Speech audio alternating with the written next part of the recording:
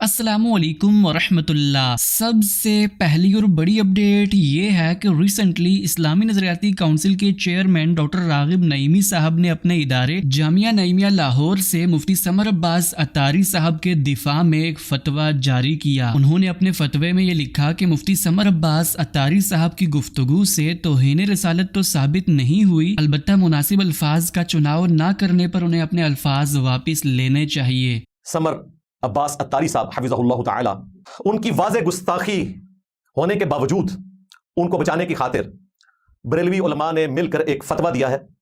और ये फतवा वैसा ही फतवा है जिस तरह के बच्चों को बीमारियों से बचाने के लिए हिफाजती टीके लगाए जाते हैं। ये एक हिफाजती फतवा उन्होंने जारी किया है और फतवा जारी हुआ है जी जामिया नईमिया लाहौर से।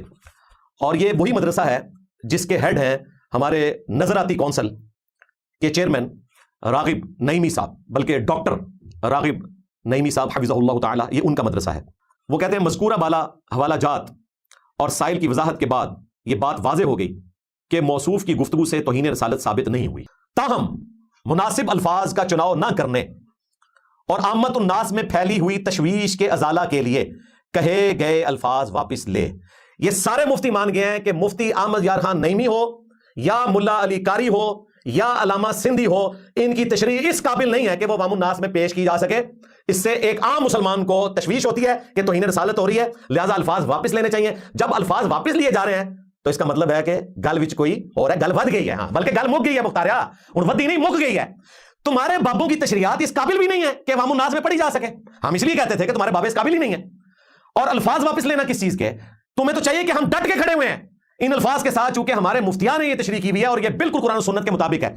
इनके अंदर का चोर खुलकर सामने आ गया, इन्हें पता है कि ये अल्फाज वापस लेने हैं, अदरवाइज कोई इनका अपना हरामखोर गाजी निकलेगा और मुफ्ती साहब को जो है वो उसी तरीके से एड्रेस करेगा जो इनका तरीकाकार है। हम उस हक में नहीं। मैं तो कहता हूं 295C भी लगी इस पे, सबसे पहले मैं मुखालफत करूंगा, लेकिन इस शर्त के साथ कि अडियाला में जो क्या 400 लोग हैं उनकी तौबा भी कबूल की जाए, कैंप जेल लाहौर वालों की भी तौबा कबूल की जाए। ये तौबा का पैकेट सिर्फ पिंडी के मुफ्ती हनीफ कुरैशी के लिए ना हो, ना लाहौर के डॉक्टर अशरफ जलाली के लिए, और ना हमारे कराची के मुफ्ती साहब के लिए। उनका नाम भी नहीं लूंगा मैं। हाँ, उनमें काफी तब्दीली आ गई है अल्हम्दुलिल्लाह।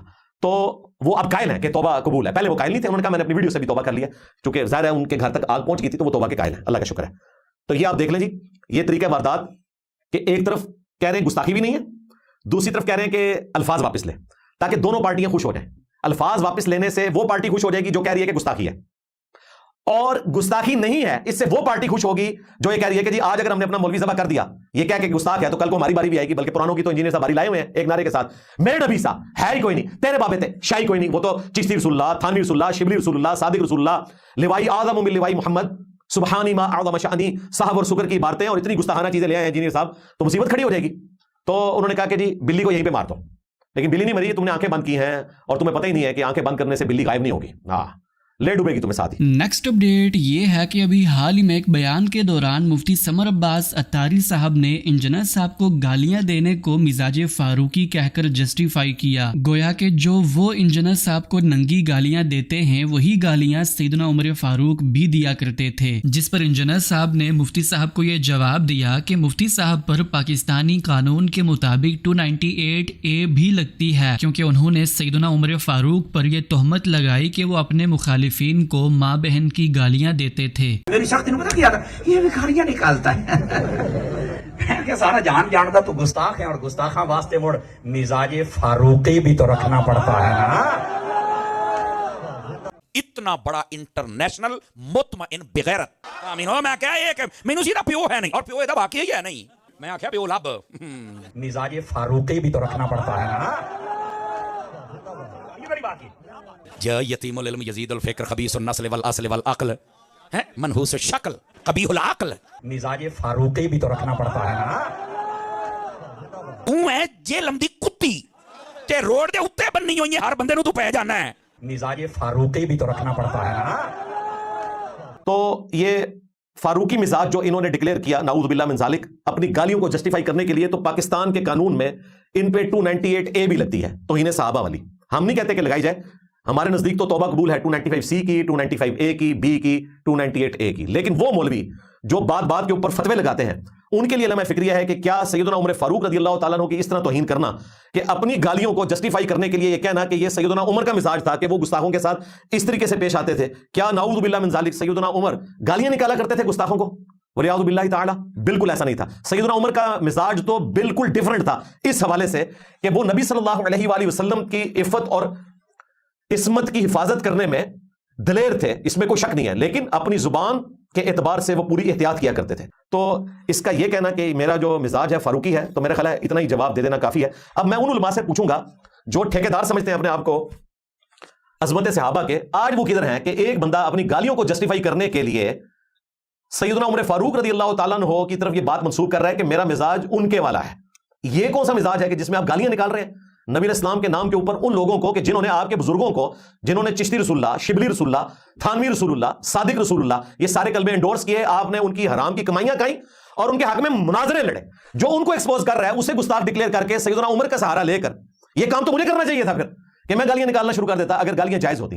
الحمدللہ میرا بھی مزاج فاروقی ہے لیکن گالیوں کے حوالے سے نہیں۔ تو یہ علماء اب سامنے نکلے اور قانونی کارروائی کریں، چاہے وہ پنڈی کے مفتی حنیف قریشی صاحب ہوں حافظہ اللہ تعالی، چاہے لاہور کے ڈاکٹر اشرف جلالی صاحب ہوں حافظہ اللہ تعالی۔ میں یہ نام اس لیے لے رہا ہوں کہ تاکہ کوئی لگی لپٹی بات نہ رہے۔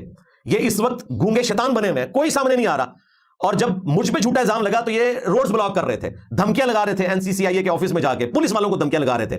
آج یہ سارے مرے پڑے ہوئے ہیں، ان کا سارا عشق صحابہ ختم ہو گیا، عشق رسول ختم ہو گیا، اور وہ جو بڑی انہوں نے ایک چیز لانچ کی ہوئی ہے اپنے ایک رہنما کے طور پر، حضرت معاذ اللہ، یعنی کہ ٹرمپ کے ناشتے والی سرکار، المعروف گلے پھاڑنے والی سرکار حضرت ہشام الہی ظہیر صاحب، آپ کہاں ہیں جناب؟ آپ تو بڑے فخریہ بتا رہے تھے ہم نے 298A پاس کروا لیا ہے گستاخ صحابہ کے لیے، 10 سال کی قید ہوگی، اور یہ سارے کے سارے جو جرائم ہیں نان کمپاؤنڈیبل ہیں، ان کی توبہ بھی نہیں ہے۔ آپ لوگوں نے توبہ کیا کروانی تھی؟ کیا قانون کی گرفت میں لینا تھا اس بندے کو؟ آپ تو گونگے شیطان بن کے بیٹھے ہوئے۔ مزید اپنی اسی ویڈیو کے دوران انجینئر صاحب نے مفتی سمر عباس اتاری صاحب کے 1 کروڑ روپے کے چیلنج کو بغیر کسی شرائط کے قبول کر لیا، اور یہ کہا کہ اب مفتی صاحب کو چاہیے کہ وہ قرآن پاک کا کوئی ایک رکوع بتائیں جس کو میں تلاوت کر کے ان کو سناؤں۔ اسی طریقے سے یہ جو تمہارا دعویٰ تھا ایک رکوع والا، اس سے بھاگ رہے ہو، کہتے ہیں باہر نکلے میں بتاؤں گا، بتانے کے لیے میرا باہر نکلنا ضروری نہیں ہے، تم ویڈیو میں بتاؤ میں ریکارڈ کروا دوں گا۔ پھر اس نے کہا کہ اس کی رالیں ٹپک رہی ہیں 1 کروڑ کے پیچھے، اس لیے یہ کر رہا ہے۔ تو میں ایک سٹیپ نیچے آ گیا کہ 1 کروڑ روپیہ میں معاف کرتا ہوں، اس کے باوجود تم مجھے وہ رکوع بتاؤ، لیکن اس سے پہلے وہ رکوع تم تلاوت کرو، اپنے باپا جانی سے بھی تلاوت کرواؤ، جن کے ہاتھ چومتے ہو تم جا کے، اور مفتی حسان اتاری جو تمہارا مفتی اعظم ہے دعوت اسلامی کا، اس سے بھی تلاوت کرواؤ۔ رکوع نہیں مجھے بتا سکا، تو میں ایک سٹیپ نیچے آ گیا کہ یار تم بھی تلاوت کرو، ان سے بھی کراؤ۔ اب میں اس سے ایک اور سٹیپ نیچے آتا ہوں کہ صرف تو تلاوت کر دے، چھوڑ دے بابا جانی کو، اس کے بعد میں بھی تلاوت کروں گا۔ اس سے بھی نیچے آتا ہوں، تو نہ تلاوت کر، کسی ٹی وی چینل پہ آن لائن آ جا اور وہاں پر آ کر کہہ کہ یہ پارا نمبر ہے، یہ سورت نمبر ہے، یہ رکوع نمبر ہے، یہ پڑھو، میں پاکستان کے عوام کے سامنے پڑھوں گا۔ تمہارا مقصد تو یہ ہے نا باہر نکالنا، تو میں تو عوام کے سامنے نکلا ہوا ہوں گا، ٹی وی چینل تو بتا، پروگرام میں ارینج کرتا ہوں۔ اس کے بعد بھی گنجائش رہ گئی ہے جی، میں ساری شرائط اس کی مان لی، نیچے آتا گیا ہوں، 30 سٹیپ نیچے آ گیا ہوں۔ اب بھی اگر یہ رکوع نہیں بتاتا تو آپ سمجھ لیں کہ اس نے اس معاملے میں بھی جھوٹ بولا، اور قیامت والے دن کے اللہ تعالیٰ کے حضور مجرم ہوگا، اور دنیا میں انشاءاللہ تعالیٰ اس کے فرقے کے لوگ جب چھوڑ کر رسول اللہ کے ساتھ جڑیں گے تو یہ نقصان ان کے لیے انشاءاللہ کافی ہے۔ دین تصوف کو چھوڑ کر دین محمدی صلی اللہ علیہ وآلہ وسلم کو اپنائیں گے اس رجز کے ساتھ کہ میرے نبی صاحب ہے ہی کوئی نہیں، تیرے بابے تھے شاہ ہی کوئی نہیں۔ نیکسٹ اپڈیٹ یہ ہے کہ ابھی حال ہی میں ساحل ادیم صاحب سے جنید الرحمان صاحب نے یہ سوال کیا کہ انجینئر صاحب کا کہنا یہ ہے کہ ریاست کے خلاف بغاوت نہیں کرنی چاہیے ورنہ ریاست بھون کے رکھ دے گی، جس پر ساحل ادیم صاحب نے انجینئر صاحب کو یہ جواب دیا کہ اگر بھون جانے سے اتنا ہی ڈر ہے تو پھر اسلام کا نام کیوں لیتے ہو؟ اگر موت سے اتنا ہی ڈر لگتا ہے تو بدھ مت میں چلے جاؤ۔ ساحل ادیم صاحب، ایک بڑا اہم سوال ہے یہ سوال۔ جب میرا انجینئر محمد علی مرزا صاحب کے ساتھ کچھ مہینوں پہلے پوڈ کاسٹ ہوا تھا تو میں نے ان سے ایک سوال رکھا تھا کہ کیا بطور مومن، بطور مسلمان، ایک مرد مجاہد، ایک مومن جو ہے وہ ریاست یا خلیفہ کے خلاف جو ہے وہ قتال و جہاد کر سکتا ہے، تلوار اٹھا سکتا ہے؟ تو انجینئر صاحب نے اس کا جواب دیا تھا کہ اگر آپ ریاست کے خلاف کھڑے ہوں گے تو ریاست تو آپ کو بھون کے رکھ دے گی، تو لہٰذا آپ صرف پولیٹیکل احتجاج کر سکتے ہیں اور کچھ نہیں کر سکتے۔ پہلی بات تو یہ کہ ریاست بھون کے رکھ دی گئی تو اس لیے کچھ نہ کرنا، یہ اسلام کی تو بیسک روح کے خلاف ہے، یہ تو اینگل ہی غلط ہے کہ کوئی دشمن بڑا ہو جائے تو اس کے پاس اسلام نہ لے کے جانا، تم پہ اسلام کے سارے احکامات معطل کیونکہ تمہارا دشمن بہت بڑا ہو گیا ہے، یہ کون سی علت ہے؟ ٹھیک ہے، وہ طارق مسعود صاحب بھی کہتے ہیں یہ سب ایک جیسے ہی ہیں، ایک ہی تھالی کے چٹے بٹے سارے، کہ وہ ایجنسیاں اٹھا کے چمڑی ادھیڑ دیں گے۔ بھائی یہ علت تھوڑی ہے اسلام نہ پہنچانے یا پہنچانے کی، اگر وہ چمڑی نہ ادھیڑیں اور تمہیں پیار کریں تو تم اسلام پہنچا دو ان تک، اور چمڑی ادھیڑ دیں گے تو اسلام کی بات کرنا بند کر دو، یہ کون سی علت بٹھائی ہے؟ ہر حکومت کو سجدے کرنا ان کا، بوٹ پالش کرنا ان کا کام، مسلمانوں کو تم دیر دیں گے، یہ نہ کرو. اب مرزا صاحب نے آپ سے کیا دیا، وہ تو بھون کے رکھ دے گی. عام بندہ بھی کہے گا بڑی کوئی کہاں ہے آپ کی غیرت، بھون جانے سے ڈر رہا ہے تو اسلام اور اللہ کا نام کیوں لیتے ہو بھائی؟ تمہیں موت سے اتنا ہی ڈر رہا ہے تو پھر کوئی اور بدھ مت میں جا بھائی. تو اب موت سے ڈرنا، بھون جانے کا کون سی علت ہے؟ آپ نے کیا کوئی کروڑ سال کی زندگی مل رہی ہے آپ کو؟ آپ کو قبر میں جو دوزخ میں آپ کو بھونا نہیں جائے گا، بھونا ہی جائے گا نا ادھر بھی. تمہیں اگر بھونے جانے سے ڈر رہا ہے تو پھر دوزخ والا رخ کیوں دے رہے ہو، جنت والا رخ دو نا. سو پوائنٹ یہ ہے کہ موت کا ڈر کا علت، پٹائی کی علت یہ انہوں نے خود بٹھائی ہوئی ہے. ڈرپوک بزدلوں کے بچے ہیں سارے، اور یہ نسلن در نسلن رہے ہیں، اسی لیے تو ان پہ ہمیشہ ایلین آ کے حکومت کرتے رہے. اپنے اسی پروگرام کے دوران ساحل ادیم صاحب نے مفتی طارق مسعود صاحب اور حافظ طاہر اشرفی صاحب کو بھی جواب دیا. میں چاہتا ہوں کہ آپ بھی میرے ساتھ ان کی یہ ویڈیو ضرور دیکھیں. تو اگر ان مولویوں کی خلافت ابھی آ گئی، سب سے پہلے میں امیگریشن لوں گا باہر کہ بھائی یہ والا ورژن آف اسلام تم نے دیسی ورژن خود ہی بنایا ہے جس میں سیرہ کی 1% بھی روح پوری نہیں ہوتی. مجھے وہ اسلام، مجھے میرے محمد صلی اللہ علیہ وآلہ وسلم کا اسلام چاہیے. مجھے مولوی عنایت حسین کا اسلام نہیں چاہیے جس میں ہر قسم کی چیز اس نے اسلامی اور پاکستانی کلچر کے اندر ڈالی ہوئی ہے. دیسستان اور گیتا سے لیتا ہے سارا کلچر اور نام اسلام کے لگا رہا ہو. اس لیے کامن سینس ہے کہ بچہ اٹھ کے یا تو غامدی کی طرف بھاگتا ہے یا القاعدہ کی طرف بھاگتا ہے، دونوں ہی طرفیں بھاگتا ہے، سینٹر میں رہ ہی نہیں سکتا. Central definition of Islam is so perfectly corrupt. تو آپ لبرلز کو دیکھ لیں، بڑے بڑے جینوئن ریمارکس ہیں لبرلز کے. آپ غامدیزم کے فلسفی کے فالوورز کو دیکھیں، وہ کامن سینس کے سوال کرتے ہیں اور بیسکس ڈیفینیشن نکلی ہے سینٹرل کمپارٹمنٹ کی علماء کرام کی. اللہ کے نبی صلی اللہ علیہ وسلم نے کہا، اور یہ حدیث ہے اور اہل سنت نے اس حدیث سے کور لیا ہوا ہے اور الٹا کور لیتے ہیں. دیکھنا یہ حدیث سناتے ہیں کہ ایک ظالم حکمران جابر تمہیں اس وقت کوڑے مار رہا ہو تو کوڑے کھا لینا، اس وقت کوڑے کھا لینا، مگر انارکی نہ پھیلا دینا. مفہوم یہ بتاتے ہیں، ٹھیک ہے، مطلب اس کے خلاف بغاوت نہ کر دینا. تو پھر ان سے آپ بھی پوچھیں، آپ جرنلسٹ ہیں، کہ سر آپ آخری وقت آپ کوڑے کھائے تھے؟ آپ نے کوڑے تو نہیں پڑے آپ کو کبھی. آپ کی تو توندیں بڑھ رہی ہیں سر. آپ تو MBS کے ساتھ ہی بیٹھے ہوتے ہیں پاکستان میں، آپ شراب پی کے ٹی وی کے اوپر انٹرویو بھی دے رہے ہوتے ہیں. آپ کے تو مفتیان اور حافظ اور ان کے پتہ نہیں کون کون سے قرآن وفاق قرآن بورڈ، پتہ نہیں کون کون سے بورڈ کے چیئرمین آپ کے لگے ہوئے ہیں.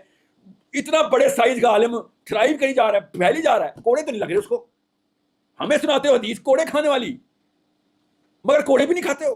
کامن سینس کی بات ہے، کوڑے کیوں مارے گا ظالم؟ جنید صاحب آپ بتائیں نا، ایک حکمران کس کو کوڑے مارے گا؟ اپنی ایلچیوں کو یا اللہ کی بات کرنے والے کو؟ اللہ کی بات کرنے والے. تو پھر یہ وہ لوگ نہیں ہیں نا جو اللہ کی بات کرتے ہیں نا، یہ تو حکمران کی بات کرتے ہیں نا، ورنہ ان کو کوڑے پڑتے نا. حدیث نے کلیئرلی بتایا ہے کہ کوڑے کھاتے رہنا، مگر ان لوگوں کے خلاف ان کی طرف سے یہ ورژن ہے. تو پھر طارق مسعود صاحب آپ ہمیں بتائیں کتنے کوڑے کب پڑے؟ انجینئر صاحب کب پڑے آپ کو کوڑے؟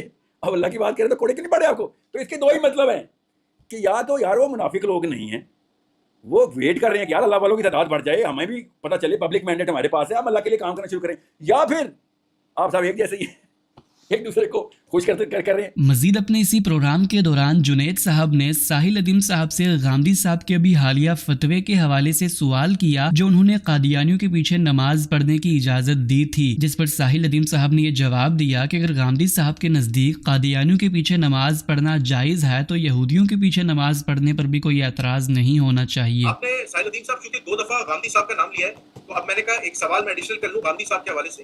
غامدی صاحب نے کچھ عرصہ پہلے ایک فتویٰ جاری کیا امریکہ سے کہ قادیانیوں کے پیچھے نماز پڑھنا جو ہے وہ جائز ہے اور آپ ان کے پیچھے نماز پڑھ سکتے ہیں. اگر آپ نے ان کی یہ اسٹیٹمنٹ سنی ہے، اتفاق کریں گے یا اس کے پیچھے غامدیزم کا فتنہ کچھ اور ہے؟ کیا معاملہ ہے؟ دیکھیں میں نے نہیں غامدی صاحب کو یہ جملہ سنا کہ قادیانیوں کے پیچھے نماز جائز ہے، تو یہودیوں کے پیچھے بھی جائز ہوگی، وہ بھی توحید پرستی.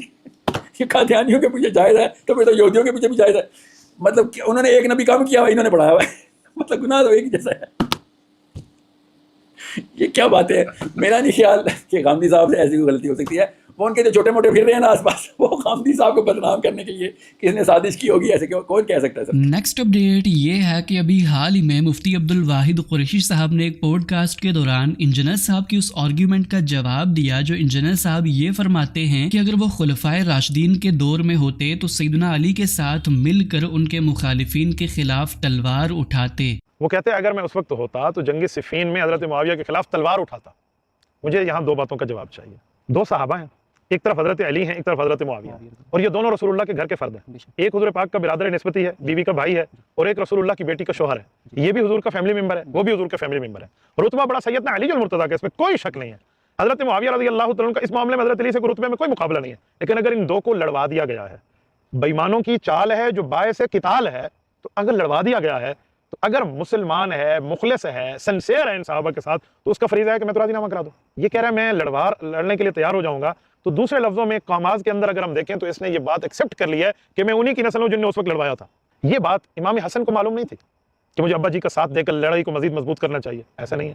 کتاب الاثار حضرت امام ابو یوسف رحمۃ اللہ علیہ، جو امام مالک رحمۃ اللہ کے ہم اثر اور امام شافعی کے استاذ ہیں، قاضی ابو یوسف یعقوب بن ابراہیم القاضی، وہ ارشاد فرماتے ہیں اپنی کتاب میں، کتاب الاثار حدیث کی کتاب میں، کہ حضرت امام حسن رضی اللہ تعالیٰ عنہ حضرت علی کے ساتھ ہیں اور ایک صحابی شہید ہوئے.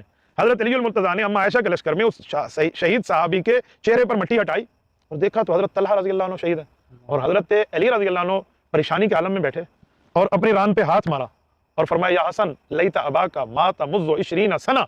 حضرت میرا دل کانپ جاتا ہے اس عبارت کا ترجمہ کرتے ہو. فرمایا حسن اے کاش تیرا باپ 20 سال پہلے دنیا سے رخصت کیوں نہیں ہو گیا تھا. یہ مخالف ہمارے لشکر میں سامنے تھے اور حضرت طلحہ ہمارے ہاتھوں شہید ہوئے. فرمایا نہیں آپ کے ہاتھوں سے تو نہیں ہے، یہ تو انہی لوگوں نے ان کو شہید کیا جن نے جنگ چھڑوائی. تو اس کتاب میں اگر آپ دیکھیں نا تو حضرت حسن کہتے ہیں حضرت علی کو کہ ابا جان میں آپ کو کہتا نہیں تھا کہ آپ اس مقابلے کے لیے تشریف مت لائیے.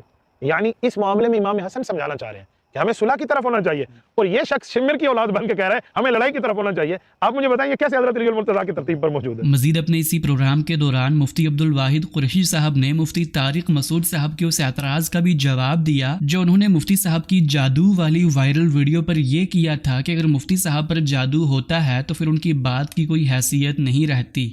مولانا حالیہ دنوں میں آپ کا بیان بہت وائرل ہوا ہے کہ تلابیب سے آپ پر جادو کیا جا رہا ہے. اس پر کچھ علماء جیسا کہ مفتی طارق مسعود وغیرہ کی طرف سے ری ایکشن بھی آیا. اس حوالے سے آپ کیا وضاحت فرمائیں گے اور عام لوگوں کو اس بارے میں کیا سمجھنا چاہیے؟ دیکھیں میں نے صرف یہ نہیں کہا کہ تل ابیب سے ہوتا ہے، میں نے 2 اور شہروں کے بھی نام لیے ہیں جو آپ اسکپ کر گئے ہیں. میں نے کہا تہران سے بھی ہوتا ہے، قادیان سے بھی ہوتا ہے، تل ابیب سے بھی ہوتا ہے. بالکل کلپ میں نے سنا پڑا. جی ہاں، یہ صرف 3 شہر نہیں ہیں، اور شہر بھی ہیں. دیکھیں جادو ایک حقیقت ہے اور یہ جادو ہو سکتا ہے، کیا جا سکتا ہے، اللہ محفوظ فرمائے. مفتی طارق مسعود صاحب جو اس میں فرما رہے ہیں کہ جی جادو نہیں ہوتا، تو یہ کس بنیاد پہ فرما رہے ہیں؟ ان کے پاس کوئی بنیاد ہے؟ ہمارے پاس تو اللہ رب العزت کا قرآن ہے کہ جادو کی حقیقت کچھ نہ کچھ اثر انداز کے معاملات ہوتے ہیں. سورۃ طٰہٰ سورت نمبر 16 بلکہ سورت نمبر 20 ہے، آیت نمبر 64 65 66 67 اٹھا لیں. فرعونی آئے ہیں، انہیں رسیاں پھینکی ہیں، انہیں ڈنڈے پھینکے ہیں اور انہیں جادو کیا اس کے اوپر. اب رسی اور ڈنڈا چلتے ہیں یہ ایک جگہ رکتے ہیں، ایک جگہ رکے ہوتے. قرآن کہتا ہے یخیل الیہ من سحرہم انہا تسعی، یخیل الیہ، خیال آنے لگ گیا حضرت موسیٰ علیہ السلام کو، من سحرہم، ان کے جادو کی وجہ سے، انہا تسعی، کہ یہ چل رہے ہیں. اگر جادو کی حقیقت نہیں ہے تو قرآن کریم کی آیت کیا کہہ رہی ہے؟ تو جادو کی حقیقت ہے. رہ گیا یہ کہ یہودیوں کا یا روافظ کا یا قادیانیوں کا جادو نہیں ہے، تو مفتی طارق مسعود صاحب کو اپنے استاد محترم سے رجوع کرنا چاہیے. ان کے استاد محترم حضرت مولانا مفتی ابو لبابہ شاہ صاحب، انہوں نے تو باقاعدہ لکھ لکھ کر ہمیں بتایا. جامع الرشید نے چھاپ چھاپ کے دنیا کو سمجھایا کہ جی جادو ہے، یہودی کرتے ہیں، باقاعدہ ان کی تنظیمیں ہیں، ان کے جادو کا نام قبالہ جادو ہے. وہ تو کس میں سنا رہے ہیں؟